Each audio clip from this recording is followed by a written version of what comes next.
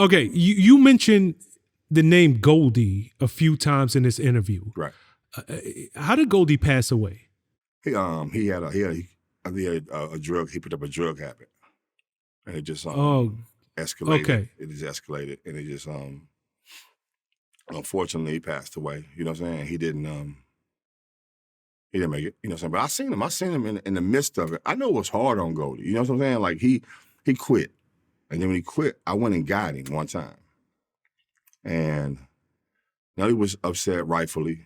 I feel he's upset, but me being, everybody laughing, saying me being a cancer, my heart. I'm like, no, hold on. I went and got him, but he just was like, nah, this wasn't it for him. You know what I'm saying? So he didn't even want to come back to the group? He came back one time, and Nelly was complaining, like, yo, we bringing him back. He don't show up to shows. He don't do this, that, and third. And when I brought him back, he did the same thing all over again. So it was like, damn. You know what I'm saying? Goldie, you got to go. You know what I'm saying? I can't, bring you back no more. Because he was more stage fright. You know what I'm saying? It got big quick.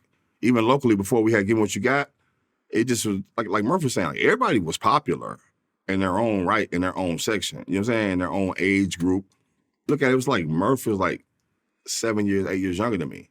So we had no competition. You know what I'm saying? I'm the oldest. He's the youngest. That's where he lives. Keywan, and he the flyers. Nelly, he was the star later on. You know what I'm saying? Like, so just in everybody's realm, everybody was popular in their world prior to this. You know what I'm saying? So when he started going, had a group before we even heard songs, the girls just liked us, and so it was Goldie. Goldie was at my early stage before Giving What You Got days. They just they had girls that was flocking to him and shit like that. So Goldie was just scared. He was stage fright. He had stage fright. You know what I'm saying? And he was, you know what I'm saying? I felt, he was uncomfortable. I tried to talk him out of it, but he just was. And so then for us to turn around and, you know what I'm saying, do what we did, like, damn, I was in that group. Like he was really in this group. And he left. Yep. So he had but then the drugs just got worse.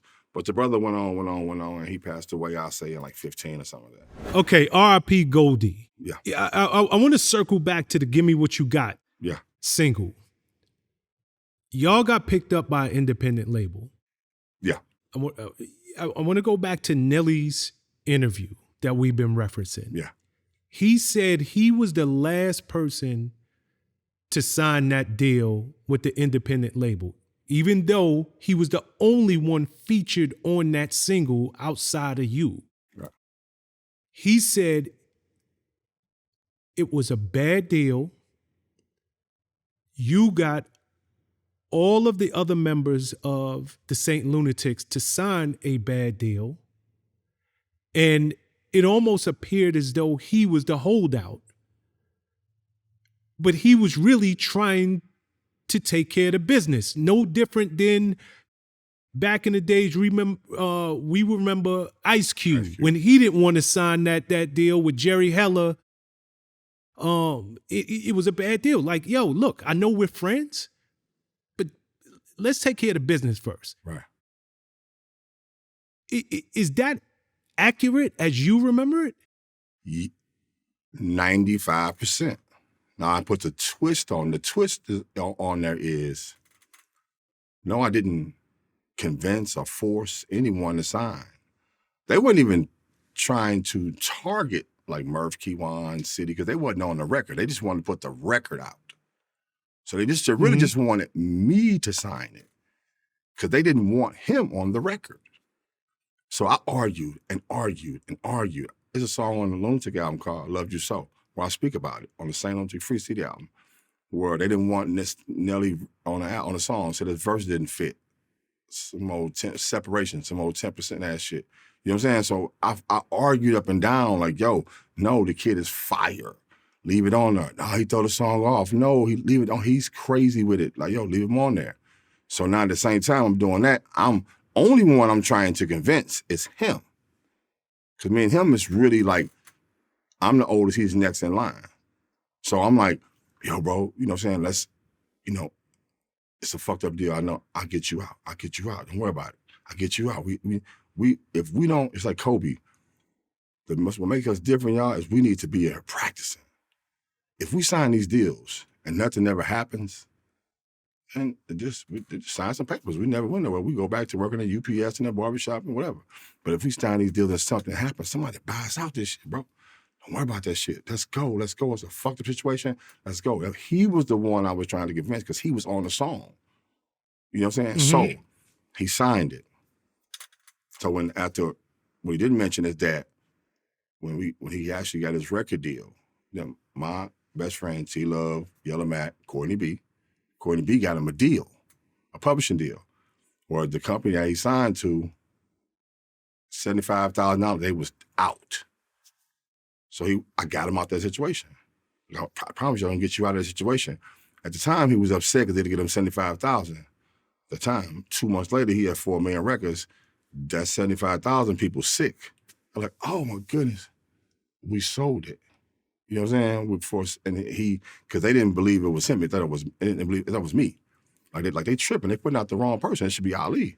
You know what I'm saying? So I got him out the situation. And yes, I tried to convince him. Murph was a child. You know what I'm saying? Young. I wasn't trying to convince him to sign nothing. You know what I'm saying? I signed it.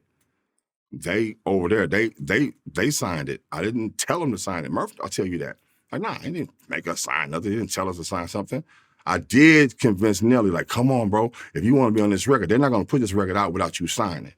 You know what I'm saying? And my whole spiel was, if it works, someone will buy us out. I promise you, this is how it works. Someone will buy us out this shit. You know what I'm saying? To get everyone, that first deal is always going to be shitty. You know what I'm saying? Like, just think back now, 25 years later. Like, just if he could see the future. You know what I'm saying? Like, damn, look what that did. Look where you became Nelly, a one word. You know what I'm saying? So I wasn't crazy, and I got you out the situation. I got you out of it. What was your motivation for even taking that deal? Because if I got my facts straight, they got 100% of your publishing.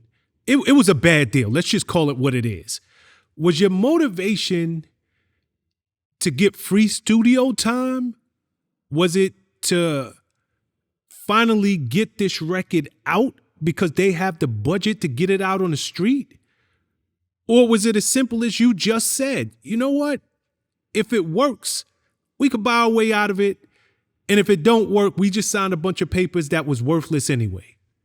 Yeah. So it was like, we needed free studio time because you need to practice. When you first get on the mic and talking on the mic and you hear yourself for the first time, no one likes how they sound. You know what I'm saying? So it was a lot that had to be going through. We had to make 1 million songs. Make 1 million songs. You just got to keep going. We need practice. We need practice. We need practice. We need practice. We need studio time. We can't keep paying for the studio. You know what I'm saying? I don't hustle. I work at the barbershop at the time. You know what I'm saying? Buddy's hooking us up, giving us this and third. And so we do, we're rushing, making a song. You come in there making a song. I don't like the beat. They making a song or some shit. And we're rushing. You know what I'm saying? I'm like, yo, we need studio time to get really good. There's going to be a bump in the road. This is it. We're going to get out of this situation. If not, it's nothing. It's useless.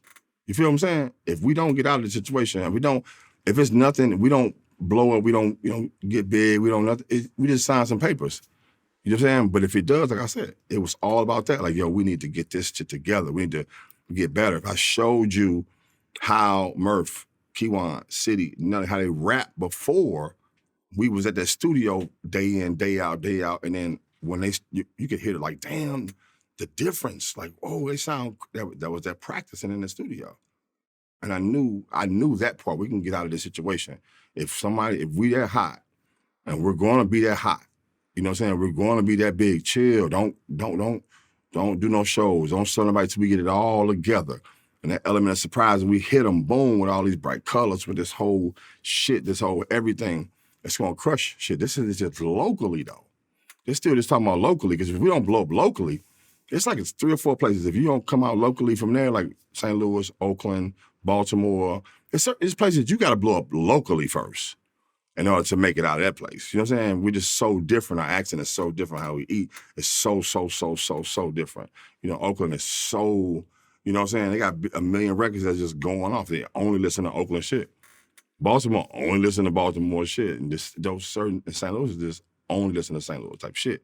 You know what I'm saying? So it was about just, let's get this done, bro. We was talking like, you know what I'm saying, brothers. Like, yo, we're gonna get out of this situation. I promise you. I'm gonna get you out of it. I'm gonna get you out of it. I'm gonna get us out of it. And it happened. I don't understand, but it was left out to, if you change that narrative, you know what I'm saying, it changes the whole, if you change that part, it changes the whole narrative. So he had to add that in there. There's a bad deal. He was like the Ice Cube of the situation. Ice Cube left. You know what I'm saying? He didn't leave. You know what I'm saying? So it was worded weird. You know what I'm saying? And I do, like, yo, I did try to convince him to sign that contract because he was on that song. And I wanted him to be on that song. Like, oh, kid, you got it, kid. You got it. You got it. You got it. You got it. He had the contract 4, 5, 6, 7, 8 days or whatever he had. He didn't go to no attorney. He didn't reach out to one because he was looking for me to do it, which I understand. I was the one. I was not the best. Or not. I was the leader. I was the quarterback. It was not about who was, you know, it was just like, yo, I want them to be better than me. That's my Murphy, the best in the group. I smiled when I heard that shit. Someone who wasn't in the group. He was just a feature. Because it was Keywan's little brother. So you don't want your little brother in the group. You know what I'm saying? So when I was working with Murph on the side, that's how we got really close. I worked with him on the side. I'm like, nah, you're going to be better than all of them. Don't worry about it. He 14 years old and shit. You know what I'm saying? But he was real smart in school. He was a smart little motherfucker. Good grades and shit. Nah, shout to my boy Murph. Murph a good dude. Good dude, good heart. Okay. Another dude I want to shout out. I'm from the East Coast.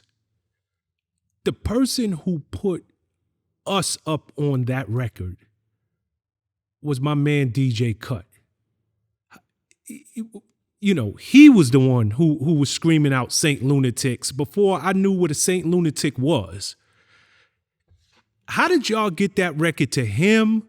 Was he truly the guy who held it down, quarterbacked y'all, you know, to get y'all music out there? Because like I said, locally, I don't know what was going on.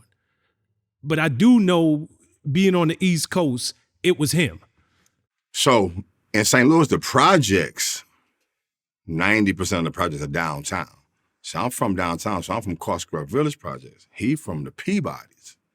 So I knew him.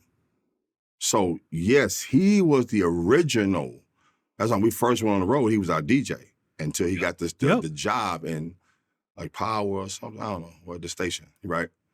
So he was the first one to really, you know what I'm saying? He wasn't the first one to play it because when it came out, we were at the studio where we signed to, and the shipment came in. When the shipment came in, me and Nelly took like 2 copies or whatever, and the radio station, ironically, was right around the corner from the studio that we recorded at. It was maybe like 2 miles or 3 miles, right? Me and Nelly rode around there, knock, knock, knock, knock, knock, knock, knock, knock, knock. Now they finally came to the door. We begged them. We said, just please, just listen to it. Just please. We weren't pushing nothing but just listen. 10, 20 seconds, please. Just listen. Just listen. They took it. And we got back in the car. We was like, shit, maybe, you know, they're going to do something. It was me and Nelly. The rest of the members were still at the studio. So we rode back around the corner. And as we was riding, DJ Kevy Kev said, yo, we just got some guys that knocked on the window. And their name was the St. Louis Lunatics. I said the name wrong. We was like, oh, fuck it. And he's like, yo, we just listened to this record. And this shit is kind of like, I don't, this is Chuck listened to it. He was a program director. And he was like, yo, we're going to play it. And we was going crazy in the car. By the time we got back to the rest of the group, we couldn't smoke in the studio. So we would be on the parking lot smoking. So we got pulled up on Keywan, Murph, City Spud, all of them outside just smoking and shit. And we're like, yo, they're going to play it. They're going to play it. Like, you bullshit. Now they're going to play it. And they played it. And about 2 weeks later, we were number 1. So that DJ, from that point on, but in that 2 weeks, DJ Cut was made sure he had a copy, two of them on the 1 and 2, and he was pushing it. He was the biggest DJ in the clubs. So he started playing it in the clubs first, you know what I'm saying? So he the one who actually broke it on the streets to where it made the streets call the radio station to keep constantly to where it was like the first local record to ever be put in rotation. You know what I'm saying? So, but that DJ Cut was the actual one who was the first to just break it. All the DJs helped, but Cut was the main one who he started doing that. Now, when you talk about Nelly's career, he's always going to say 618. Shout out to 618. We love him. You know what I'm saying? You know, the song Tip Jar. My nigga, DJ 618. That's who started playing the Nelly record when he dropped Country Grammar, you know, in St. Louis in 1999 or whatever. You know what I'm saying? So he always gets props to him.